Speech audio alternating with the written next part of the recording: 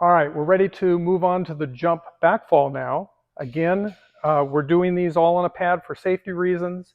They do work off of the pad, some of them better than others. But again, the whole idea is let's get the best parts of our body down to the ground that we can.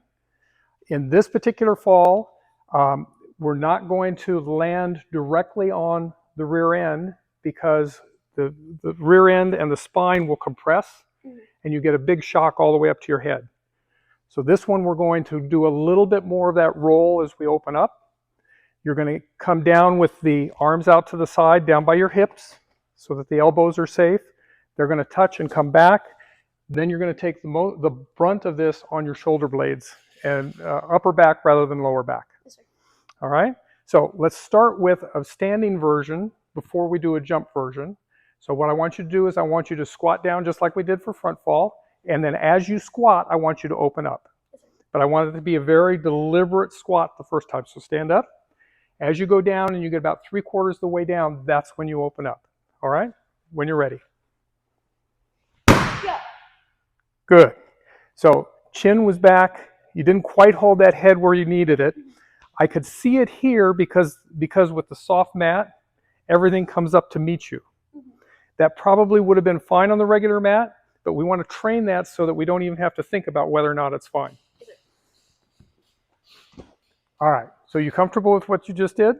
I can do better. Okay, why don't we do one more with the slow squat, because anytime we do something in slow motion, it gives us a little bit more room to understand and feel what's happening. When we go to the big finish, the big jump, the big everything, then all the pieces have to be in alignment, otherwise something disappoints us. Yes, sir. All right, one more time with the slow squat. Much better, good.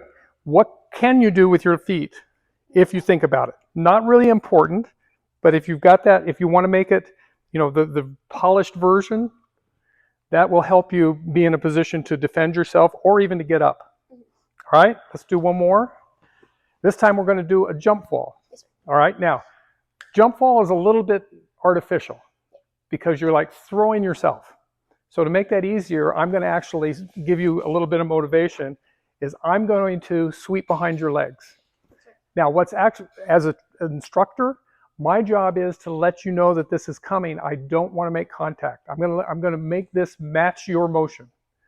But this will make it easy for you to see that this actually works and would help in a situation where somebody tried to sweep you from behind. All right, so when you're ready, you tell me ready, and then I'll start to sweep and you'll see my arms actually move. Okay. Ready. Good, so you can feel me touching your legs.